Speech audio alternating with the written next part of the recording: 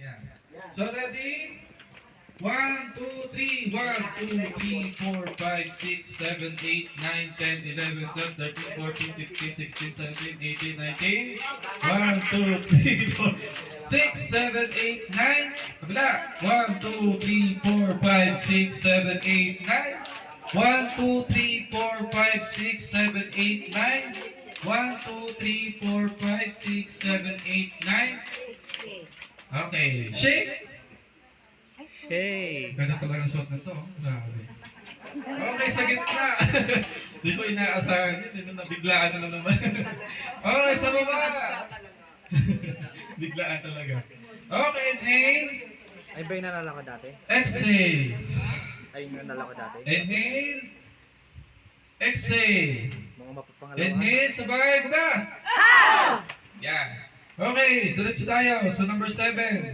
6, 7, 8, Kami, kakain na kayo niyan. Damihan niyo kain, ha? 1, 2, 3, 4, 5, 6, 7, 8, 9. 1, 2, 3, 4, 5, 6, 7, 8, 9. Madulas dito. Okay, next natin is number 6. More detoxification. Ayan, maganda sa ating panunaw na mahirap sa pagtubig. Okay, so yung 11, 12, 13, 14, 15, 16, 17, 18, 19. 1, 2, 3, 4, 5, 6, 7, 8, 9. Kabila. 1, 2, 3, 4, 5, 6, 7, 8, 9. Ito, pogi ng MC, ah. 1, 2, 3, 4, 5, 6, 7, 8, 9. 1, 2, 3, 4, 5, 6, 7, 8, 9. Okay, next. Number 5 natin is... Ano yan? Nerve. Ayan, sa nerve po. Sa nerve po. Ayan. So, ganito. Magkatalikod ang ating kamay. Baka magtatanong. Yan. Baka magtatanong. Ganun din, kabilaan. 30 ganito, 30 sa kabila. 30, 30.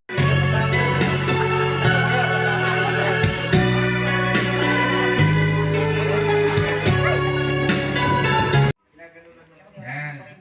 Sa baba.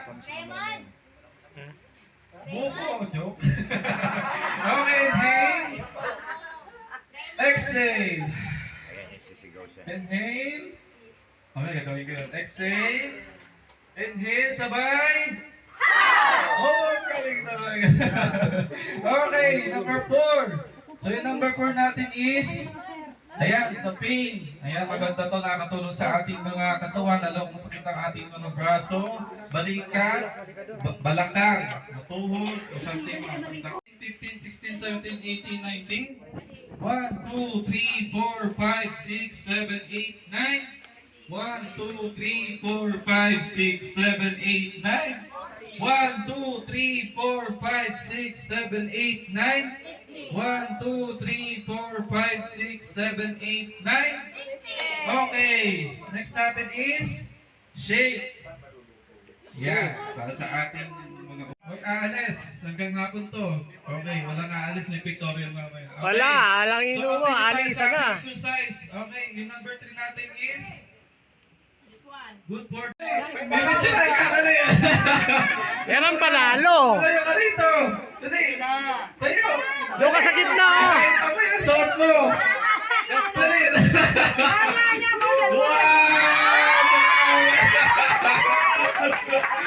Okay, okay.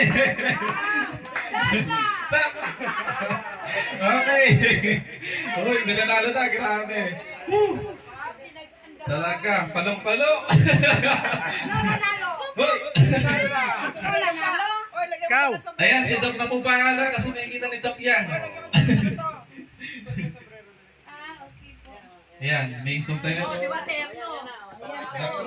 Naku, naka-blouse mo. Diyos ko, day. Sabi ko na nga, magsusuot na kami. Magsusuot talaga ito ng pampaakit. Ay, tapusin mo na yung ano natin? Tapusin na. Kasi, ayan. Dito sa labas, naririnig ko, okay? So, in behalf po ng Doc Bunny Nature Street, so, hindi namin naasahan kasi after na matagal na pandemic, parang lahat ng tao uhaw na mag-party at magkita-kita. Okay, so kaya nga kagabi, late din kami dumating kasi sobrang traffic, parang lahat ng kainan puno, lahat ng karsada puno kasi nga hindi natin nagawa yung tamang celebration. But last year nakapag-celebrate, di ba nag-swimming tayo last year? Kung kailan maluag yan. Pasensya na po, sila yung hinayaan ko mag-prepare kung ano yung gagawin. Kasi super busy po yung schedule talaga. Actually, kaya nga, sabi ko kay Cosme, mag-exercise muna kayo kasi nagsusum-meeting po kami ng mga doctors namin. Kasi tomorrow, wala po rin naman kang pahinga kayo, nagpapahinga, nag-e-enjoy. Bukas kasi may mga tuloy pa rin po yung aming home visits. Kasi bumalik na, lumuag na. So yung programa namin sa UNTV na Serbisyong Bayanihan na may segment na Service si Doc na lagi pong ginagawa for the past 5 years ay tuloy-tuloy na, sinisimulan namin yan. So every Thursday, meron po kami mga lugar, areas na pinupuntahan na nire-refer ng mga pasyente na halos hindi po nakakapunta. So kaya yung doctors on your doorstep. So kami ang pumupunta. Actually, nanghihila ako ng mga ibang doktor.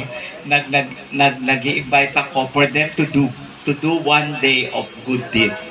Yung lagi ko sinasabi, isang araw lang na paggawa ng mabuti. So, sila yung mga darating hanggang meron kami bukas, meron sa 20 bukas, nasa Alabang area kami. So, yung mga area. So, merong 5 pasyenteng pupuntahan. So, ganun po. So, ini-schedule namin yung yan, Metro Manila pa lang yan. Parang first time lang namin 3 years ago na nagkaroon sa Anabu na nire-refer na pasyente na hindi po nakakapunta. So yun po yung pinag-uusapan namin kasi ang hirap din sumakay, magbiyahe ng mga doktor. Yung iba kasi magagaling sa Isabela, Tugigaraw.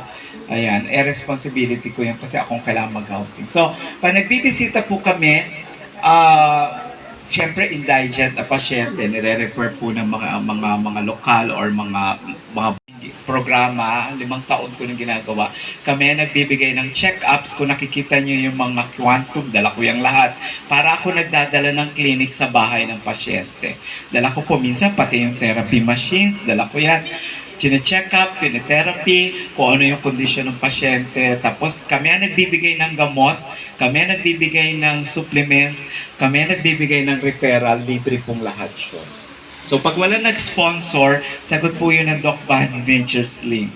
Ayan, kaya nag-i-encourage kami. So kasi baka bahagi po kayo ng programa ng service ni Doc na segment na ginagawa ko na for 5 years, na ginagawa na namin. Kasi kada bili po ninyo, lalo na po yung Pilnoni, meron po ₱1 na pumupunta po para po doon sa ibinibigay namin sa mga pasyente. Kaya maraming salamat sa mga tumatangkilik ng Pilnoni.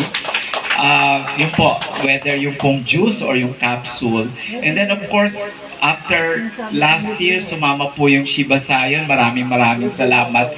Kasi yung mga creams na ginagamit namin sa stroke, yung pong mga red pine needle oil, ano pa ba, yung lalo ngayon, meron po silang product, yung iba nakatry, meron po silang anti-cancer drug, nakapalit talaga ng chemotherapy and radiation. Actually, meron sana akong hinahabol kagabi, halos naubos po yung product kasi ang ganda-ganda ng effect ng product na to na oral chemo. 150 years nang ginagamit sa Korea, sa Japan, and sa Europe for cancer treatment. So, adjunct for cancer treatment. Kung wala naman kayong cancer, pwede nyo lang siyang i-take once a week, yung PL+, na para lang ma-prevent yung occurrence ng cancer. Third, kung gusto nyo lang ma-build yung immune system, pwede nyo lang ganun katindi. Pero kung may cancer, parang 3 sachets every week. So, yun ang kapalit ng radiation and chemotherapy. Natutuwa kami kasi meron pong mga ganito.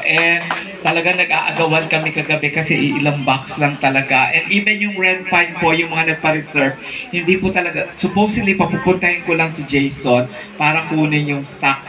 Pero kagabi sumama ako kasi kailangan, sabi ko sa Shiba Sayon, hindi ako aalis dito nang hanggang wala akong natatalang red pine kasi wala po talagang available na. So talaga nang hirap kami sa iba-iba, 3, 5, hanggang makumpleto ko yung 15, actually 20. Sabi ko magkakamatayan ngayong gabi rito. Sabi ko kasi kapapatayan. Ayan, kaya suma nag-reserve. So kaya po yung buong taon, lalo po ng unang-una, hindi man napakaganda kasi unang-una medyo nagluag na po, nagkaroon tayo ng pagkakataon na magkita-kita, kaya lang sabik na sabik. Nagpapasalamat kami sa ganyan. Pangalawa, hindi man maganda yung ating ekonomiya pero nakakangiti, pero puno pa rin ang malls. Nagtataka kami, marami pa rin namimili. So may pera pa rin ang Pinoy. Hindi pa rin nagre-reklamo. Sinasabi nga yung mga year-end parties, talagang tayo ay hindi matatawaran mag-celebrate ang mga Pinoy. Kailangan magkita-kita.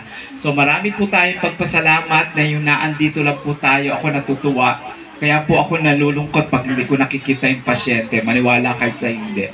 Pag matagal ko hindi nakikita, hinahanap ko yan. Kaya pag ang tagal ko hindi nakikita, halos pagalitan ko.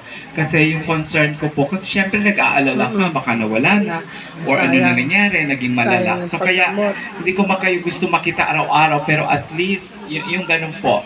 Kasi yun po yung concern at yun po yung passion namin na nakakatulong at so kahit sa maliit na bagay. So maraming yung buhay lang kayo ngayong lahat. Palakpakan niyo po yung sarili kasi at least meron pang kayong dinaramdam yung iba, pero yung iba buhay, nagsasaya tayo. Yung iba kasi na hindi na natin nakasama ng nakaraan kasi yung iba nawala ng 2022, kagaya nila Tita Noy. Sino pa nga ba? Merong ilang pong mga nalagas. So kaya nakakatuwa. And of course, sana po tuloy-tuloy yung po ang pangarap na punta nung the last, kahapon, nung Monday, ay, ayan, mabilisan din po kasi kailangan after ng check-up, kailangan po pong tumakbo ng Bataan, sa Orani, Bataan. Kasi kailangan po na, andito po kasi yung mga kasama ko sa Agusan del Sur, yung aming mga ultimate survivor na gumagawa ng mabuti at gumagawa na nung pumunta po kami sa Sitio Tigbao noong November 20 hanggang 24. Yun po ang pinakatalagang iniisip namin na akala ko yung July matindi. Pero ito pong Sitio Tigbao, kwento ko lang, na talaga naman pong mas malalim. Kung mahirap yung July, ito po ay 4 na beses na mahirap. So, mas tumawid po kami ng nadagdagan pa yun na, so 89 kilometers, so 10 araw sila naglalakad pero hindi pa rin nakarating.